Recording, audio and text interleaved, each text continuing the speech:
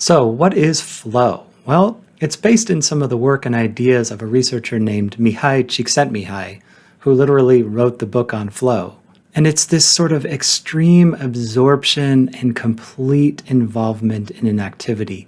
So much so that everything else, details, time, superfluous stuff, it all just sort of melts away into the background, and you become completely and wholly absorbed into this positive and pleasant experience that you're having.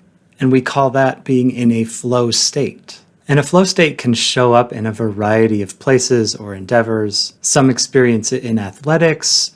People will talk about the game just slowing down and then being able to see a couple steps ahead. Others might experience it in things like playing music or running or rock climbing or painting or any number of different activities that a person might enjoy. Some people also describe it as being in the zone. So how does a flow state happen exactly? Well, there are a couple key ingredients without which flow is not going to happen, and they both have to be present for a flow state to even have a chance of emerging.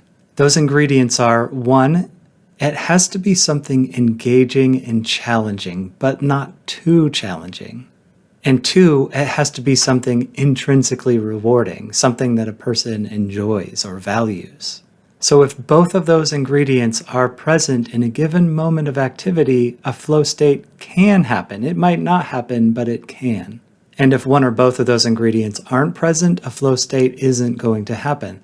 Research shows that engaging in the kinds of activities that could bring flow makes us happier, but we often opt instead for the more immediate, passive kinds of activities like scrolling endlessly through social media or playing video games or watching Netflix. So even though they're better for us overall, it seems that flow activities are harder for us to initiate. I'm totally guilty of this myself, and what the research shows is that it's due to what we perceive as the activation costs, or the obstacles in the way of getting started, the energy that it would take to do those activities that are more active and engaging and challenging and enjoyable that could bring a flow experience. All you can do to have more flow experiences in your life is set those conditions, those two ingredients, and then sometimes it will happen. But in places where it's a just right amount of challenge to you and it's a thing you enjoy and value, then flow can happen.